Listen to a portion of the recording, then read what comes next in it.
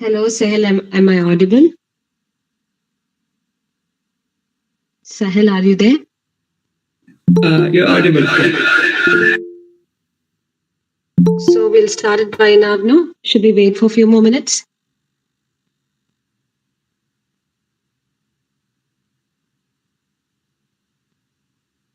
Sahil, can you hear me? Should we wait for a few more minutes or we'll start it now? We can wait for some. Okay, then we'll start by 7:05. Okay.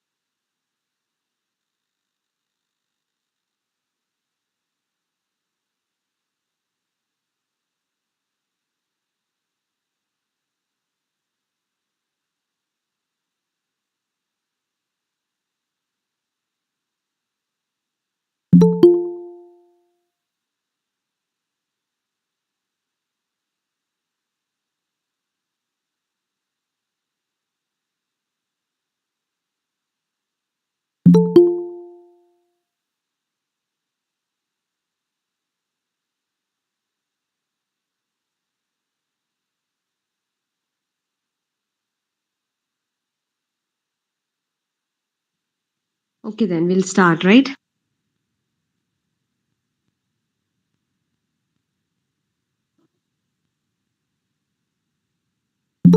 Yes.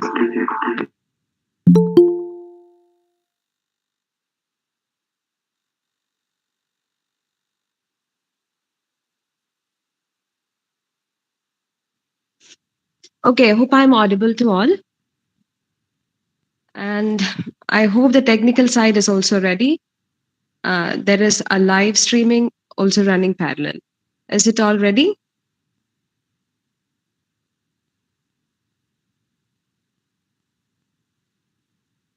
Can somebody respond? Or, yeah, we'll move on. Okay, good evening, everyone. And first of all, a happy new year to all.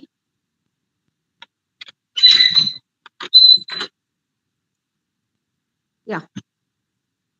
Initially, I'm taking a very few minutes to introduce the platform where you are. Maybe for very few of you, this would be a new platform, and some of you may know where you are about the platform. Yes, Cynthia. And for those who is new to this platform, I'm taking this few minutes. Yes, India, it is Young Ebullient Students India, which is a students organization completely run by the students for the educational purpose of the students. It has various projects, almost 10 projects, which objects particularly on the educational development for the academic excellence and for the skill development of the students. So it is addressing a student range from almost 10 standard to a scholar level. So there is projects that where the students from these ranges can engage for their academic purposes or sometimes for their skill development. So this is a project that is completely functioning, where the facilitators are completely students, and the beneficiaries of the projects that we provide will also be students. So we have the functioning wing across Kerala and also in premier institutions uh, in our India, like Hyderabad, Assam, Jamia, and so on.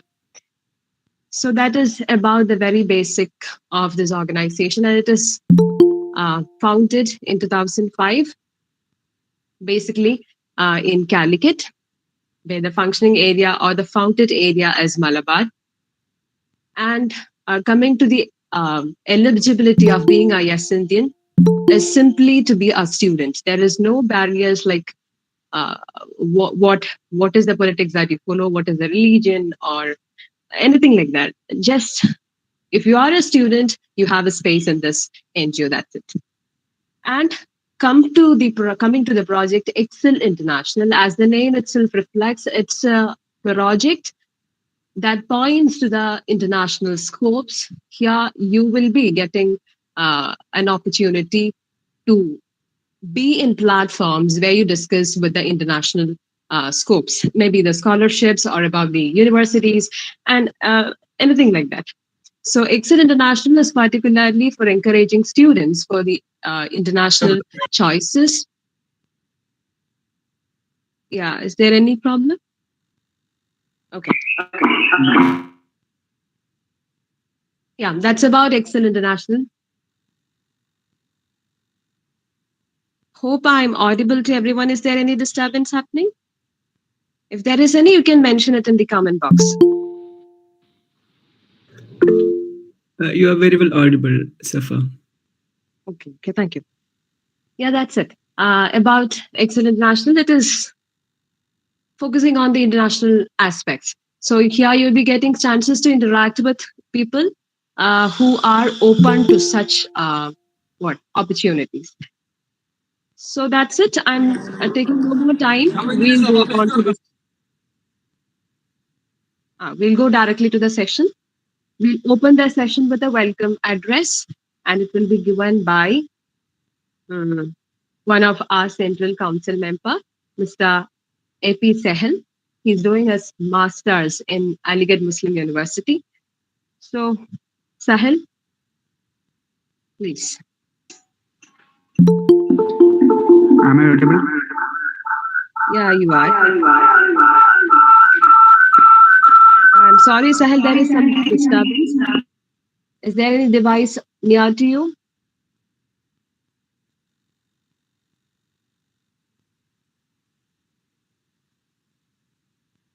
Just wait 1 minute. Okay, sure.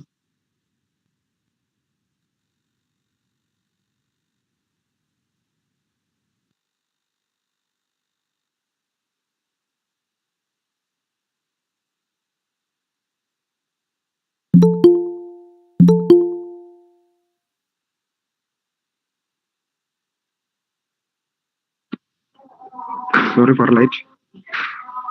Am I audible now? Yeah, perfect. Hello? Okay.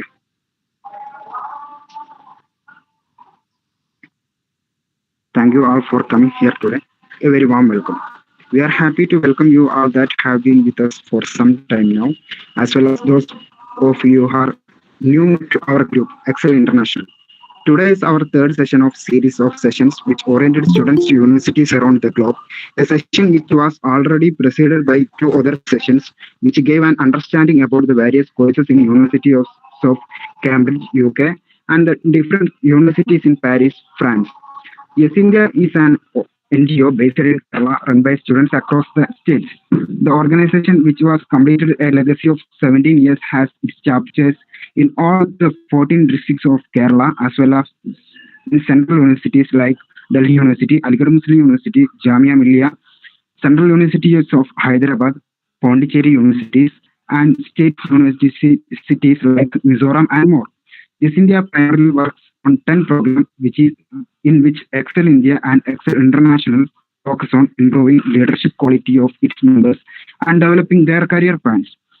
Erasmus Mundus is a program organized by European Union. It is made encourage academic cooperation between the European Union and the rest of the world. The program offers numerous scholarships for students from all over the world who wish to study European universities.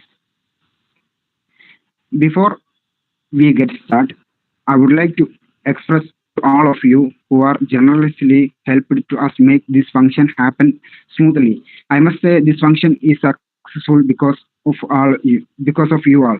Today, first of this January, I would like to focus on all our new students, fellows whom joined us. You have all chosen to be a part of our association because of our mutual passion. Our common interest is help us all to come together under one platform. This energy of yours will help us all in achievement what we desire. We need you and you need us all. This has been our core belief. This is why we are happy to welcome you here at this session titled Let's Know the Erasmus Scholarship. I would like to welcome Safa, who presides this section. We have Mr. Farsin Ali PV, an Erasmus Fellow, EMJMD in Migration and Intercultural Relation as our resource person. I welcome wholeheartedly Mr. Farsin to this program.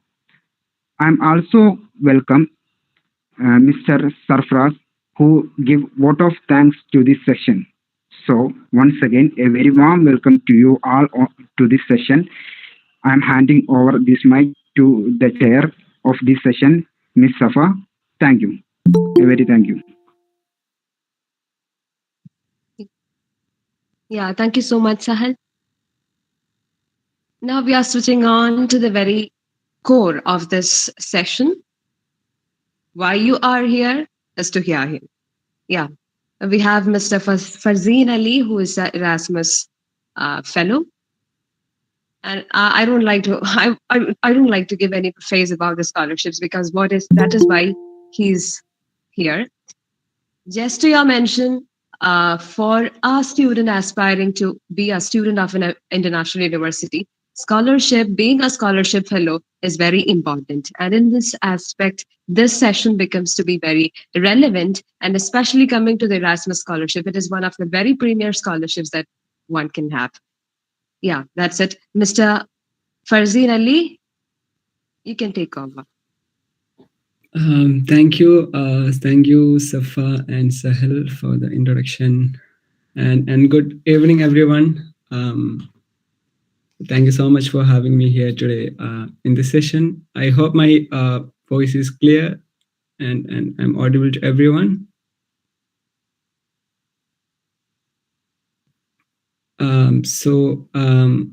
Yeah, I'm audible, Safa. Is it clear? Yes, okay. You are. Okay, thank you. And I'm so happy to be here in an event organized by S India. You know, it's an organization which I was also part of during my bachelor's, and it was an organization which has significantly influenced me, helped me, both personally, professionally, and academically as well, to grow and to explore, things in the world. And I'm also so happy, seeing these amazing works that you're doing at Excel International. And yeah, all the best for all of your endeavors in the future. So today we will be talking about Erasmus Mundus Joint Masters Program. So before we go into the session, I would like to know a little bit about you guys, the audience. So what do you guys do? What's your background? Maybe you can take a minute and type it in the chat box that the courses that you are currently pursuing, or the designation that you are currently in. So maybe you can take a minute and type it in the chat box so that I can get an overall picture of the audience that I'm talking to. Meanwhile, I'll also share my screen.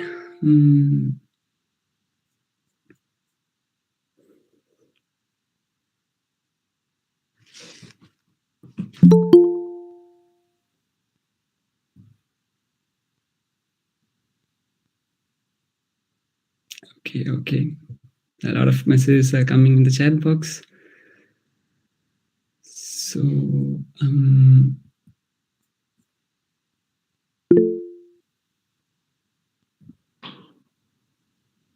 okay, great. So we have such a diverse audience today, from sociology, history to chemistry, PhD in cognitive linguistics. Oh, such a really amazing audience you are.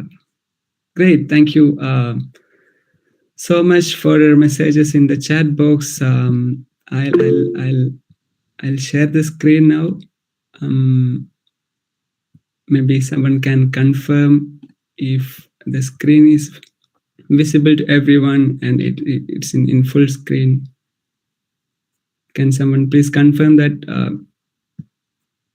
you can see the screen? Okay, great, thank you. So yeah, so coming to the session, so we will be talking about Erasmus Mundus Joint Masters Program. I believe that a lot of among yourself will be knowing about this program, and I'm also aware that there'll be some people who will be hearing this maybe for the first time or so. So what I'll be doing in this session is I will be talking a little bit. I mean, I'll give you an overview of the Erasmus Mundus Joint Masters Program, and then I'll share, like my experience as an Erasmus student. So I'll talk about my experience so far. Then we will have a brief overview of the application procedures for the Erasmus Mundus program. And at the end of the session, maybe we will have a Q&A session where you guys can ask your questions and queries, and I'll try to address your questions. Yeah. So before that, let me also introduce myself. My name is Farsin, and I'm currently an Erasmus student. I'm pursuing European Masters in migration and intercultural relations, as you can see on the screen. So currently based in the University of Oldenburg in Germany. I have almost finished my first semester, and I'll be moving to my second semester in Norway, in University of Stavanger next week. Yeah, so talking about the Erasmus Mundus scholarship, Erasmus Mundus program. So as you may be aware of, this is a program which is funded by the European Union. So joint master's program. So what is the difference between a joint master's program and a master's program? So traditionally, degree programs, bachelor's or master's, whatever it is, those programs, they are designed and delivered by one single university, right? So traditionally, universities will have this program where they'll be, having their own curriculum, their own syllabus, their own faculty members. They'll be conducting admission test or whatever it is, and they'll be, conducting the whole course on their own. Whereas in joint master's program, as the very name suggests, it is run by a group of universities. So we call it consortium of universities, where like multiple universities come together, and they set up this program in collaboration with each other. So when it comes to Erasmus Mundus Joint Masters Program, so these programs are run by a consortium of minimum 3 universities, among which at least 2 universities will so we call it consortium of universities. And so this consortium will come together and design, this program where they will be collaborating at various capacities. So it can be like each semester. So like maybe one university will offer one semester and the next university will offer the next semester. They can be like also in the form of an internship opportunity at the university, or in the form of a research day, or in the form of a single module or a conference or a summer school. So these members of this consortium will will contribute to this consortium at various level for this program. So this is a joint masters. So this is jointly done by this group of universities. So this is a basic thing of an Erasmus joint masters program, and this is a distinguishing factor of Erasmus Mundus joint masters program from other my master's program. And the second thing is the transnational character of this program. So as I have already mentioned, so this program is run by different universities. So these universities can be in Europe, it can be anywhere in the world. So this is a transnational student program, which means the students who enroll in such a program will have the opportunity to study in different universities in different countries, and finally completing his or her study in different universities. And the most interesting factor about Erasmus Mundus Joint Masters program is that they have program in almost every discipline. So whatever disciplines you are from, you will find one or two programs relevant to your academic discipline. So from social sciences to humanities, law, medicine, IT, engineering, in every disciplines you will be able to find a course or more than one courses in that field. And so as I told you, this is run by a consortium of universities, and the certification of this master's program is also done by jointly. So it can be a joint degree certificate, which means that all universities coming together, they will be issuing one certificates where they'll be having, every university will be having their own seal in that certificate. And it can also be double or multiple degree certificates where each university will issue a certificates for the respective semesters. For example, you did a semester in University of Göttingen and another semester in University of Padova. So maybe for University of Göttingen will issue the certificate for first semester, and the next University of Padova will issue as a certificate for a second semester. So it can be either joint degree certificates or double or multiple degree certificates. So it's more it depends on the law of the countries or the universities involved in this program. And the most interesting and most attractive factor about Erasmus Mundus Joint Masters program is the scholarship which the European Union is funding. So that's the most attractive part of this program. We will talk more about the scholarship in the coming slides. So why Erasmus? Erasmus Mundus is one of the most sought after master's program around the world. So why? What is the feature of Erasmus? Why it is special among other masters or master's program around the world? So the best thing about Erasmus Mundus scholarships, or the Erasmus Mundus master's programs are it's truly international in the sense you have a diversity of students. So in your class you will have students almost all from all over the world. So, for example, I am doing a program related to migration, and I have students from 5 continents. So we have students from from the South Americas, from Latin Americas, from North America, from Europe, from Africa, from Asia. So we have students from all over the world. And another thing is that we will have we will get the chance to be taught by professors from different parts of the world. So for our first semester, we had faculties from UK, we have faculties from Sudan, we have faculties from South Africa, and we have faculties from Norway.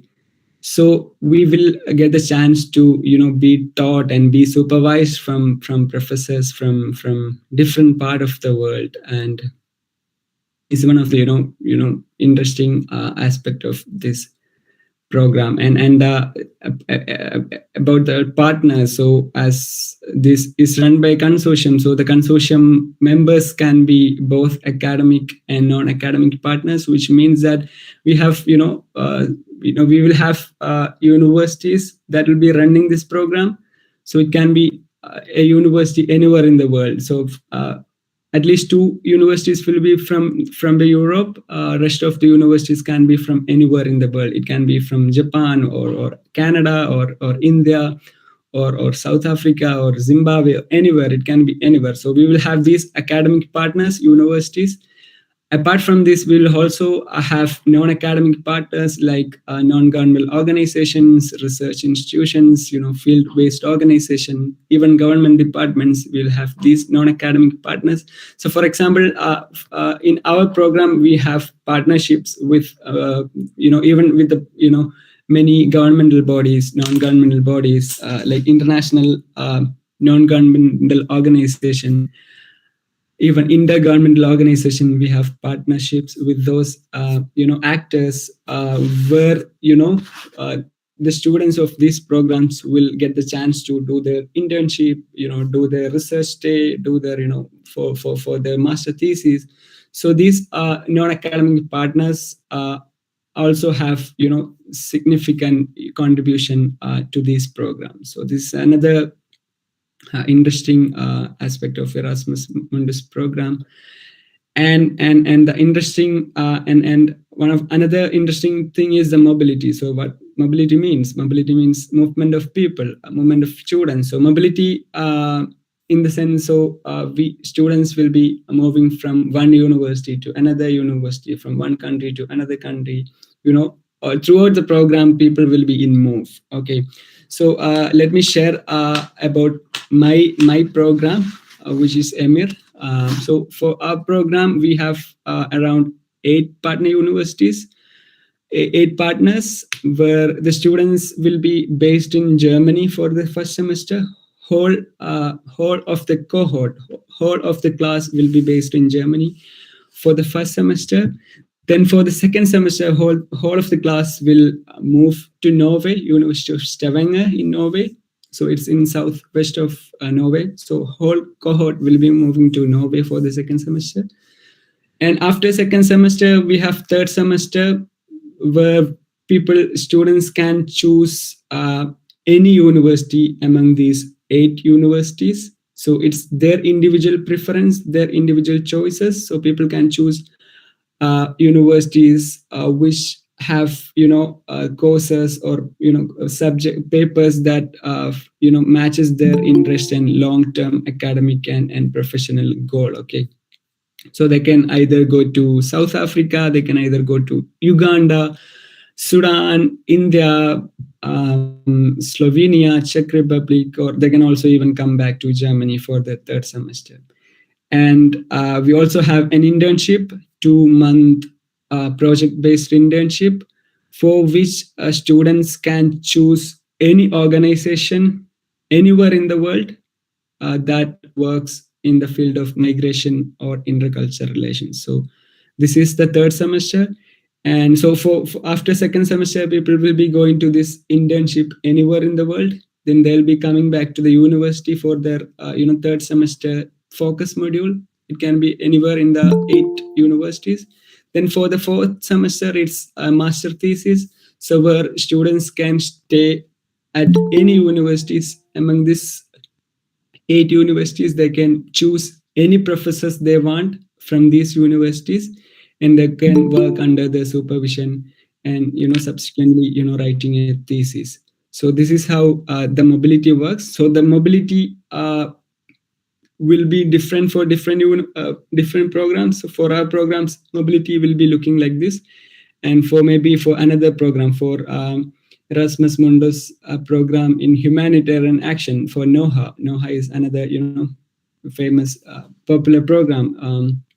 So for NOHA, the mobility will be different. So it completely, it depends on the consortium and the consortium members. And yeah, so mobility is another interesting factor about Erasmus programs. And the third one is scholarships. So Erasmus is considered as the most generous scholarship in the world for a master level study. Okay, so apart from this, so for a scholarship holder, so whole of the program fee. It's in my screen changing.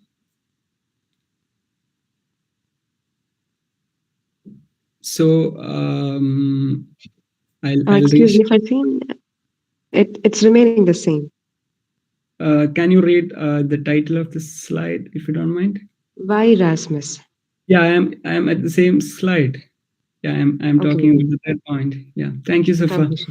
Okay, thank you, Chandran also. Yeah. So yeah, scholarship.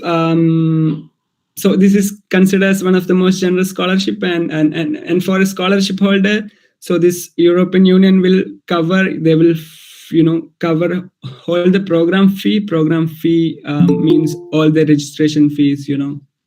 University registration fees, all the program related costs they will cover, and they will also provide you with a health insurance which is valid throughout the world. So which that health insurance you can travel to anywhere in the world as part of your program, other than your country of residence, which is important.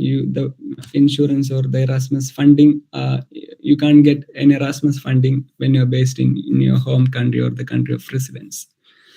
And apart from this, you will also get a monthly stipend of around 1,400 euros, which is more than sufficient, to meet your living expenses in each countries. So this stipend is basically for your living expenses, your travel related expenses, your installation cost, and all the costs other than this program. I mean program fee and everything. So this is basically this will cover whole of your 2 years. So for 2 years, you don't have to worry for anything.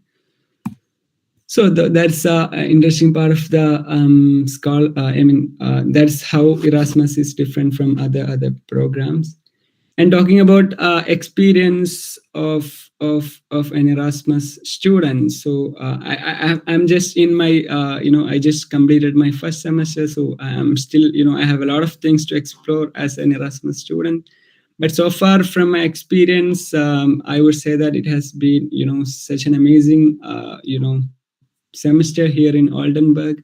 So as I have already told you, like we have such a multilinguistic and multicultural classroom, which means we have students from all over the world. So we have friends from we have friends we will have friends from all over the world. The diversity, the languages that they are speaking, the diversity not only in not only geographical or linguistic diversity, but also the diversity in terms of the professional background. So for example, in our program, so we have students who used to be lawyer. So we have lawyers in the class. So we have 2 lawyers from our class, one from Nigeria and one from Costa Rica. And we have psychologists in our class, and we have university lectures. We have students who worked with national governments, who worked in the parliament. We have students who themselves were economic migrant earlier. We have a journalist from New Zealand. So we have such a diverse background, like diversity in every sense: professional, personal, cultural, linguistic, national. So diversity in all terms. We will you will have the chance to have such a diverse cohort in every Erasmus Mundus program. Another important aspect of Erasmus Mundus that I found very useful is the peer learning. So peer learning in the sense, so we for our first semester we have like group projects, group research project, where we work together as a group and come up with a research paper. So for me, like, I was part of a group of 5 members, and working with a group of such diverse students was so enriching, like for someone from a from a global south. So when we work with students from the global north, so the academic traditions, academic culture, or the uh, you know different academic culture, traditions coming together and working together, it's such a such a rewarding and enriching experience that you will be getting in this in this program. Also, throughout the discussion, throughout the debates, you have these professionally experienced people bringing different experiences, professional experiences, different perspective to the programs that you are in. So for the migration, the topic that we are learning, the migration, so we have perspectives on migration from various geographical, political situations. So this is another rewarding experience that you will be getting as an Erasmus Mundus scholar. And the most interesting factor is the opportunity to travel around the world, across Europe and beyond. So apart from the semester wise mobility, you also get a lot of chances to travel around the world. So I'll show you some pictures at the end of the presentation, just to motivate you guys. So this is another amazing opportunity. You will get to travel to different places, and yeah, you can explore many things, cultural, food, and everything you can explore. So this is another amazing experience. And the wide network of alumni is another aspect of this, where you will be having alumni like in prestigious organization or institutions of your study program. So for example, our seniors, we have seniors in different academic institutions, in different universities. We have we also have a lot of alumni working in prestigious organizations like UN Migration, UNHCR, and lot of such international intergovernmental organizations. So this is another opportunity. You also like get the chance to do internship. You will get the access to this organization very easily with the network of these amazing alumni of your respective program. So this is just about our mobility track. So this is our this is how our mobility will looks like. And so yeah, overview of the application process. So I'll be giving you an overview. So so for applying for this program, so you will have to do it online. So the application is completely online. I'll show you the catalog of Erasmus Mundus program. Yes, Gayatri, you want to say something? Sorry, sir, it was by mistake. Okay, no problem. So application form is online. So I'll show you the catalog in the next slide. So for applying for this program, you basically have to have these documents. So the first and important thing is the statement of purpose. So this is basically, you must be aware of statement of purpose. So this is basically a document where you write about your motivation of for joining this program. You know how this program is relevant for you, how it is connected to your previous academic and professional experience, how it's going to help you in your long term academic goal, and how you as an individual, how can you contribute to this program. So this is basically a statement that you will write to the application committee to convince them that you are a fit candidate for this program. Another thing is that curriculum vitae, CV. So you will have to prepare a CV. So usually for Erasmus Mundus program, you it's preferred to have a Europa CV. As you can see on the screen, Europass, most of you guys will be aware of this program. I'll also send the link to this on the chat box so that you guys can have a look at the website. So basically, you can make your CV using this, Europass website. So it's a website, by the European Union itself. So you can make use of that to make your CV. Then you will have to have submit reference letters. So it depends. For some programs, they will have you will have to have upload the reference letter on the website. For some programs, the professors or the supervisors have to send the reference letter on their own. So basically, reference letter is is a document where one of your professors or one of your supervisors will talk about yourself, like about your skills, about yourself. Like it should be someone who who have worked with you, or who have supervised you, or who have taught you. Like, so they have to tell about yourself, how this candidate is fit for this program. And another important thing is the degree certificates and transcripts. So you will have to upload them in the application form. And another important thing, I forgot to add it here. So you need a passport for application. Okay.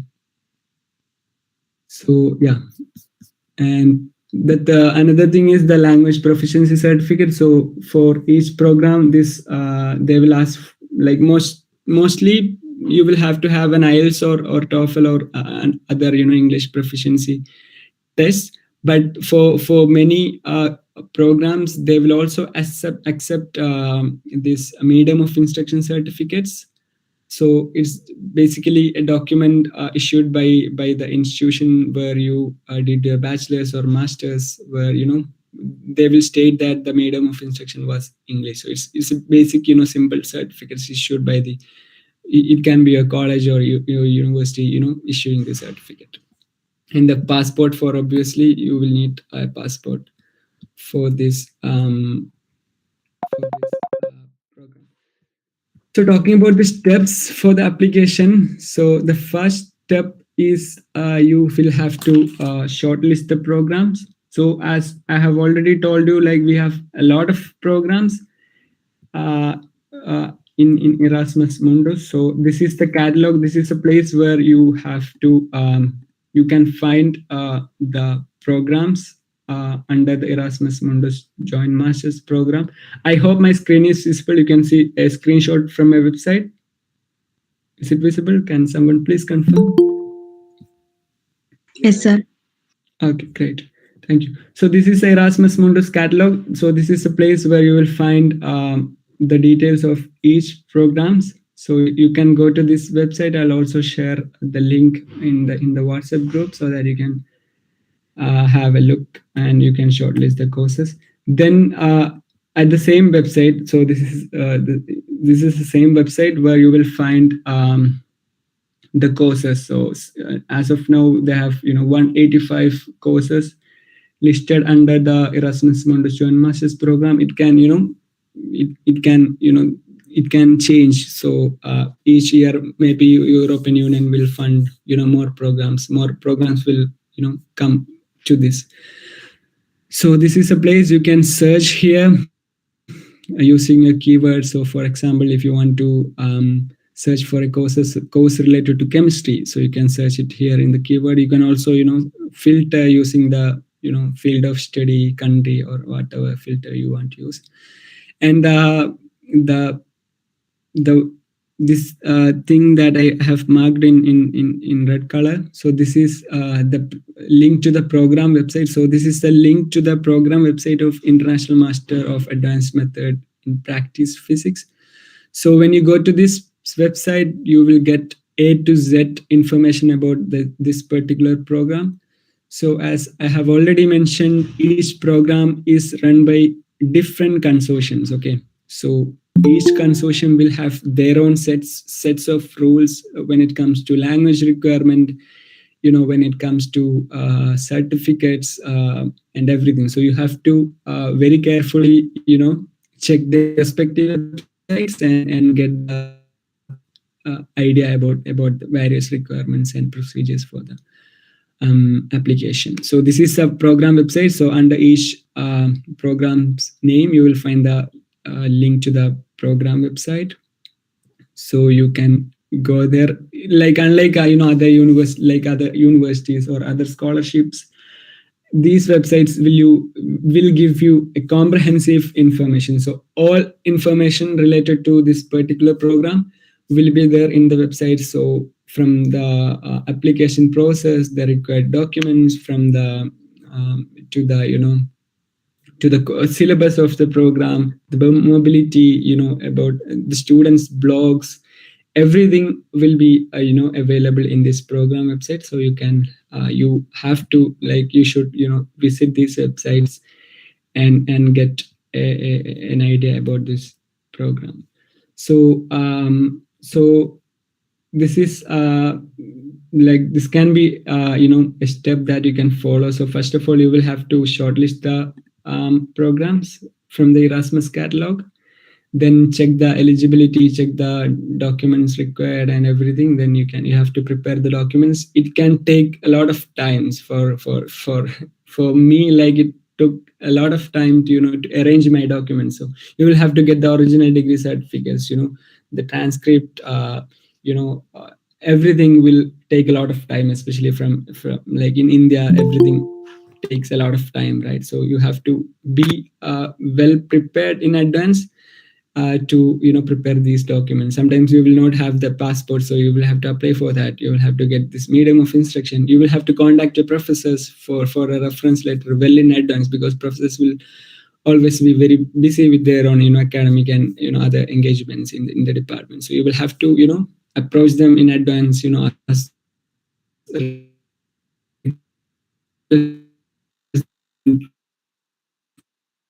for the reference letter and arrange all other documents. In the one, you will have to submit application. You have to, and you will also have to give your information about your personal, your academic, and other details in the application form. You will also have to write maybe from some short essay type answers about your experience, your motivation, and etc. and etc.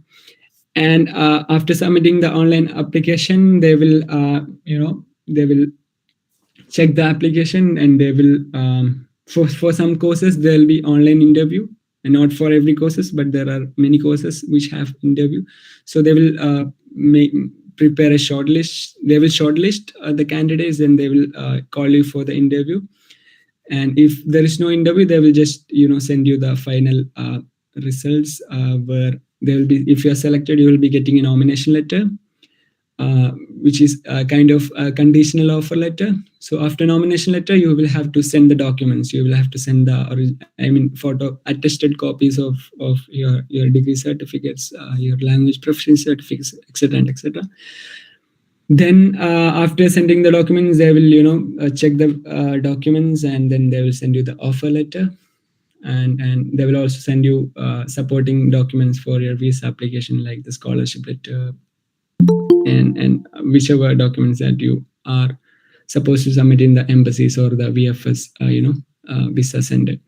Then visa application, and finally, in September, by August last week, you will have to come to the university for the Erasmus program.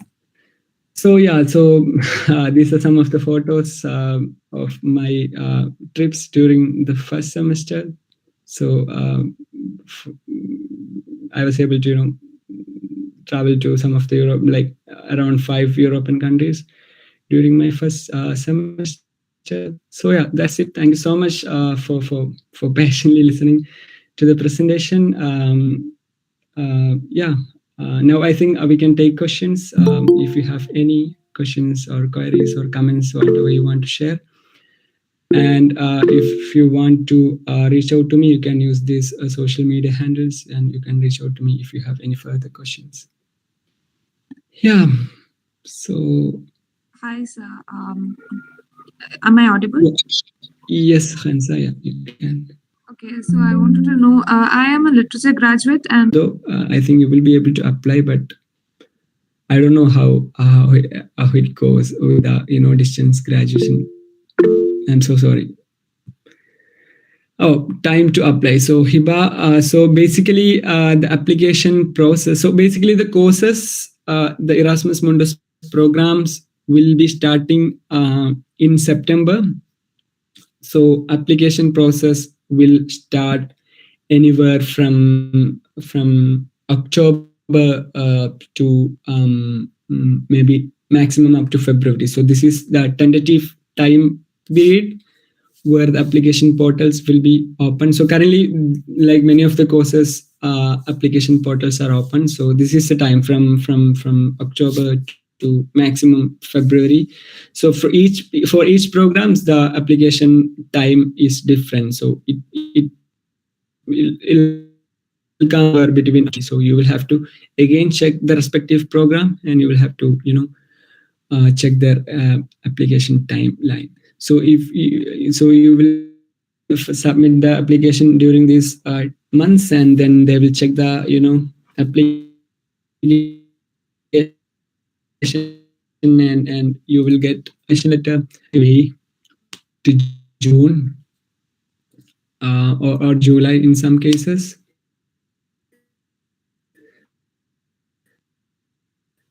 Then you will have to in July, and you will have to receive a visa in August. Then you will have to fly to the respective university in the last weeks of August or the first week of September. Oh, what kind of exam will be it? So Zabiba. So yeah, so Zabiba, they don't have any exams for this program. Your application will be assessed with your statement of purpose, your CV, your academic credentials, and the reference letter, and all these documents that, and the interview, if there are interview, your performance in the interview. So unlike Indian university system, they don't have any kind of entrance test. So they just admit students based on this application. So these documents like SOP, reference letter, CV, etc. and etc. Scholarship. So we have another question on scholarship. Is scholarship based on GPA? So basically, many factors influence your position in the rank list. So GPA is of course an important factor, but not the only factor that decides your selection chances. So in my experience, I am not a person with good GPA. I was always, an average student throughout my career. So your application will be consider as a whole. So they will count your GPA for sure. They will count your grades for sure. They will count your CV, your experiences. Your SOP is another important thing that is assessed for your application. So application is considered in whole, not specifically with your grades. What should be the valid percentage for this scholarship? So we have this question from Shajia Sahal. So again, I so for some programs they will specifically mention that you will have to have this much of grades in your bachelor's, in your first degree. But for many courses, I didn't found any such requirements. You just have to have a bachelor's or a master's, whichever you have. So that's it. Again, you will have to check the respective programs. It's completely different for each program. So I couldn't I can't give you a straight answer for these questions. Yeah, so expenses of mobility will be covered under the scholarship. So they will only give you a monthly stipend from which you will have to meet all the expenses related to the program. So there are no separate programs, separate fundings for the mobility or any travel or any visa or accommodation. Nothing. You will have to cover all of this expenses from your monthly stipend. Earlier, they used to have this once in a year, funding like for your travel and installation cost. But from the new funding phase, instead of giving the one-time, once in a year, kind of funding, they increased the amount of monthly stipend from 1,000 euros to 1,400, 1,400 rupees. So basically, it is the same amount that you actually you are getting more money, but on a monthly basis. So I already have talked about application time, again from October to February. And yeah, Mansoor, you can reach out to me using any of these links. I would prefer LinkedIn so that we can have a chat there on the LinkedIn. Again, how much percentage? I think I have already addressed this question. Nora KP have a question on reference letter. Do we have to collect reference letter from the degree college itself, even if we are doing master here? So for reference, you can get reference letter from anyone that of your choice. So it can be your professor at your college, at your bachelor's, or it can be a professor at your master's, or it can be someone who was your supervisor during one of your internships. So what I did was I got a letter from my professors at Jamia Millia, where I did my master's. I also got another reference letter from one of my supervisors who supervised me during one of my research internship in Kolkata. So you can get it from anyone of your choice. So again, we have another question about the year, time of the year. Does the application start? So it's again October to anywhere from October to February, in between these months. So it depends. So I'm already joined in master's program in Calicut University. Can I join again for master's program? Of course, you are eligible to apply for this program as swimmer. But sorry if I mispronounce your name. So, but you will have to convince them that why you are doing a second master. So you have to convince them this in your statement of purpose. We have another question. Please clarify whether we need transcript for every course taken for both the master's and the graduation. Question from Rifas. So Rifas, so basically the eligibility for applying for this program is bachelor's but yeah, it'll be good to have your master's transcript also, because in some cases, they will need to have this certain number of credits during your for your graduation. I think many of the Indian universities mm, would not have these credits with your graduation, so it will be good idea to have your master's transcript as well. So another question from Mayuka: how many students will get the scholarship? So basically, talking about the scholarship, so scholarship is awarded to students, uh, the top students among the among the rank list. So usually, the scholarship holders can be anywhere between 20 to 30, I guess. It completely depends on the program and the funding by the European Union. So it can go anywhere from 20 to 30. That's that's a guess. I would say, like in our classes, I think around 20 people have the scholarship. So you will so yeah, each country will have a maximum, not country for sure, each region will have a certain number of places for the scholarship. So in one country, I think not more than 2 or 3 students will be eligible for this scholar, I mean, will be awarded the scholarship. So in our cases, we have from Asia, South Asia, we have 2 students. From Asia, we have 4 students. So in each country, like we have anywhere between 20 to 30, I guess, scholarship holders. It completely depends on the program and the funding by the European Union. So it can go anywhere from 20 to 30. So Hansa, there is nothing called an ideal statement of purpose. That's a guess. I would say, like in our classes, I think around 20 people have the scholarship.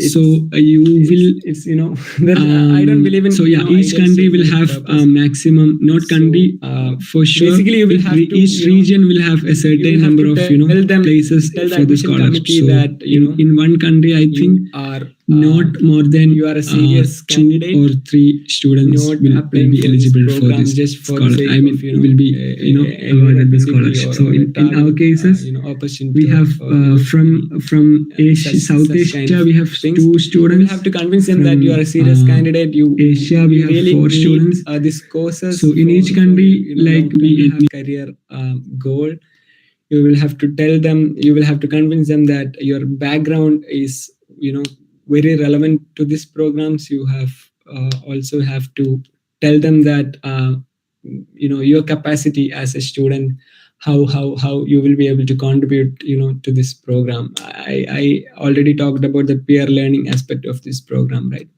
So when it comes to peer learning, they are looking for people having different experience. So they are bringing people from different diverse background, different personal, professional, academic background. They are taking all of them to one place, and they are letting them to learn from each other. So you will have to convince them that I will be a person who can significantly contribute to the whole cohort. So yeah, so that's about statement of purpose. Is the interview conducted online? Of course, Amna, it will be conducted online. It can be a telephonic interview or a Zoom or Skype call. So it will be online. Can last year UG student apply? Currently doing my 5th semester. Tina Maria Saju, I think in order to be eligible for the scholarship, they will ask you to submit your final degree certificates at the time of your application. So if you can fund yourself, you can. If you want to pursue this program without the scholarship, you can definitely apply. But for scholarships, I think you will have to produce these degree certificates. What after Erasmus? What are your future plans? Madhavaram, I have no idea. I didn't really thought about this future plans, but yeah, I'm still exploring things. Maybe I'll be able to sort it out in coming semesters. What after Erasmus? So talking about Erasmus, post Erasmus life, they don't have any kind of campus placement of or anything. Like they don't have such things in Europe. You will have to find your career, your placement. It's only your responsibility to no one will be there. There'll be support system, but you will have to do it your own. So you will have to explore the opportunities, and you will have to find the potential employers, and you will have to apply on your own, and uh, get into such things. Is the application process same format, doctoral to for the Relufa? I haven't explored much about the doctoral program. I am like the Erasmus Mundus Joint Masters program. We have Marie Curie fellowships for PhD students. So it's open to every discipline. I guess, again, I guess in quote. So you can search Marie Curie fellowships by European Union or something like that. You can Google it, and you can, I think, I'm sorry, I don't have much idea about that. So sorry, Ralufa. Then we have Sufail VK asking about the English proficiency certificate and passport. So at the time of application, I'm sure that you will have to submit your passport number for sure. But for English proficiency certificates, some consortium will allow you to submit maybe a proof of an application you made, or maybe an appointment of your IELTS exam or TOEFL or something. So again, you have to deal it with the respective consortium, and you will have to check the respective program website. So Relufa, do you have something to ask? Okay, maybe by mistake. How can I personally do? We have to submit. Yeah, Sujitra, you can reach out to me maybe through LinkedIn or Twitter or Facebook or Instagram or any. You can find it on the screen, right? My screen is still visible, right? And IELTS TOEFL required score, Fihad Latif. Again, you will have to check the respective websites for the language requirements. I can't give you one word answer, because it's completely different for each courses. So you will have to check it there. How much does an internship experience in the respective field matter when it comes to actually getting the scholarship? Is it mandatory to have one? So Anushka Raji, so when it comes to experiences, certain courses, for example, there's a course in social work. There's a course called Advanced Masters in Social Work, which is scholarship. I found they're asking for at least 1 year experience, 1 year full-time experience. So certain courses will definitely ask you to have certain years or certain months of experience, professional experience, post qualification experience. So for certain programs, they don't necessarily ask for experience, but it's always good to have an internship experience or a research experience in order to be actually getting into the scholarship. So it's a good idea to gain an internship experience or even volunteering experience. And yeah, especially extracurricular activities is also important. They are not looking for they won't be looking only into your grades. So they'll be looking you as a person, how how proactive you are. Mayuga, thank you. Yeah, thank you, Mayuga, for your kind words. How many times you can apply for this scholarship? Najia Shahnas, you can apply for this scholarship unlimited. Like you can apply for like n number of times. You can also apply for multiple programs. So there is no limit in this regard. So you can apply as many courses as you want, as far as you have the eligibility. Do I need passport before applying, or can I apply for passport after the nomination letter? Siddharth Satyabrata.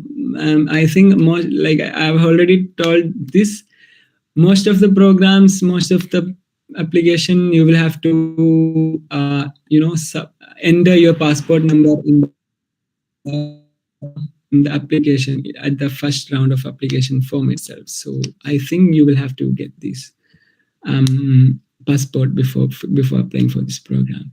And another question from Arif Ali, application fee. So most of the program there is no application fee, but I recently noticed that it used to be application free. Like they didn't used to charge any fees earlier, but recently I noticed some of the programs are charging fees for the application. I don't know why they started this, but yeah, recently I noticed that. Yes, Gayatri, you can apply for multiple courses at once. Yeah, you can. So, can I ask one more question? Yes, Hansa. Yeah, so air travel and visa applications, and do we need to have security deposit or will that be covered by the scholarship? You mean the security deposit for the visa application? Yes, and as well as the air travel to and from the university. Okay, so so if you are a scholarship holder, you don't have to show any financial statements or any security money for visa. You just have to submit your scholarship nomination, scholarship acceptance letter along with your visa applications. So when it comes to travel fare, you will have to spend on your own when it comes to the initial travel and visa things.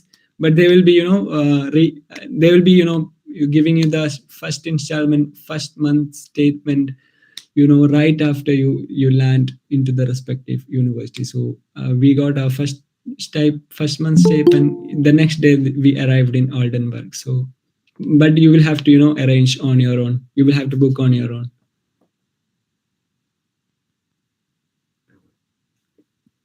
Thank you. Yeah, is that clear, Hansad? Yeah, it's pretty clear. Okay. Sir, please don't call me sir. Just call me Farsin. Okay. So Ashima, so I'm not very well aware of other scholarship. I know that there are scholarships like Commonwealth scholarships, and there is another scholarship called Chevening Scholarship. I just know the names of this scholarship, but I don't have much idea about I don't have much details. Yeah. Fulbright. Great to hear you, Farzeen. Yeah. Thank you. Yeah, it was like complete the Erasmus, right? Especially after going through the questions, it's like nothing left. Thank you so much for the effort that you took to give enough time to each question, attend to each question. Thank you for the time and effort and the PPT you have created. And you people also, you were really here itself. You were in the session, that attentive you were. Thank you, people. Any more question to pop? No, I guess. Anyone to give a feedback? Do anyone really wish to? Yeah, No, I then would we'll go. like to give a feedback on the session because I've been attending Yes India sessions for quite some time, even though I've not met offline. But then most of the programs are truly valuable and truly informative. And especially this session with Farzeen was very informative, specifically for people who have been looking for scholarships. It is really difficult to understand the process and the application. It is really difficult. So thank you for clearing that out. It was really, truly very good experience. Thank you so much, Kanza. It's truly that for us. Yeah. Okay. Then we are going to the wind up note. For that, we have Sarfrazia. Sarfraz. Yeah, Mustafa. Okay. That was a wonderful session, Mr. Fazlin Ali. We all, when thinking about Erasmus Fellowship Program, we all think that it is a hard program, a hard scholarship, and we might not get into it, and we are not aware of the scholarships and all. And after this session, I think all the audience and us also have gotten a clear-cut understanding of the fellowship and how the procedures of it and all everything we need to know about it. Thank you, first Nadi. And my my job here is to convey vote of thanks in this program. Okay, I am thanking you, Mr. Fazlin Ali, to be coming to this session and providing your time, your valuable time to be in this session and to convey your information about Erasmus Fellowship to our fellow audiences. And also, I am thanking all the audiences, all the people who are in this meet, who have come here to make this session a successful one. And I think all the details about Erasmus Fellowship has been clear now. I myself and as a part of Yes India, I'm thanking Mr. Fazlin Ali once again for this incredible session. Thank you. Yeah, one more thing, Farzeen. Happy to see you again in the platform of Yes India. I didn't know that you were a Yes Indian. Yeah, Yes. it's a surprise. Yeah. So thank you, everyone. So bye bye. Okay, thank you, everyone.